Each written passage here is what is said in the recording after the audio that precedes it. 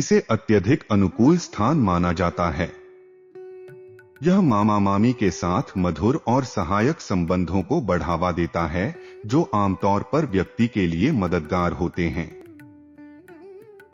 स्वास्थ्य के दृष्टिकोण से यह बीमारियों, विशेष रूप से रक्त और त्वचा से संबंधित बीमारियों का प्रतिरोध करने की क्षमता को बढ़ाता है। करियर के संदर्भ में सूर्य राजनीति, प्रशासन और सार्वजनिक सेवा भूमिकाओं में सफलता के लिए मजबूत समर्थन प्रदान करता है, विशेष रूप से सरकारी या राज्य संस्थानों के भीतर। यदि बृहस्पति भी अच्छी स्थिति में है, 4, 5, 9 या 10वें घर में, तो यह संयोजन व्यक्ति को राज्य या राष्ट्रीय स्तर पर विधायी निकायों में पद प्राप्त करने में मदद कर सकता है।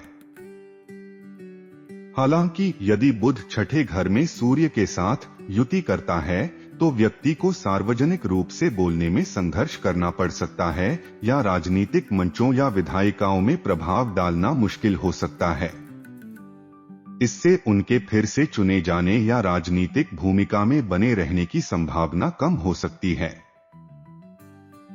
सूर्य की यह स्थिति विरोधियों और यहां तक कि मजबूत दुश्मनों पर काबू पाने में भी मदद करती है, जिससे अक्सर उनके साथ अनुकूल या सहयोगी संबंध बनते हैं।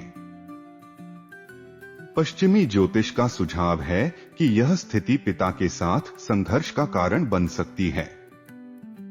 हालांकि भारतीय वैदिक प्रणाली इससे असहमत है, यह देखते हुए कि 10वां घर पिता को नियंत्रित करता है और 6वें घर के साथ सामंजस्यपूर्ण 9:05 संबंध साझा करता है, संघर्ष की संभावना को समाप्त करता है। इसी तरह 9वां घर पिता या दादा से विरासत को नियंत्रित करता है, और क्योंकि यह 6वें घर के साथ एक केंद्र कोणीय संबंध साझा करता है, इसलिए यहां भी कोई विरोध नहीं देखा जाता है। महत्वपूर्ण बात यह है कि सूर्य का व्यवसाय या औद्योगिक उपक्रमों पर बहुत कम प्रभाव पड़ता है।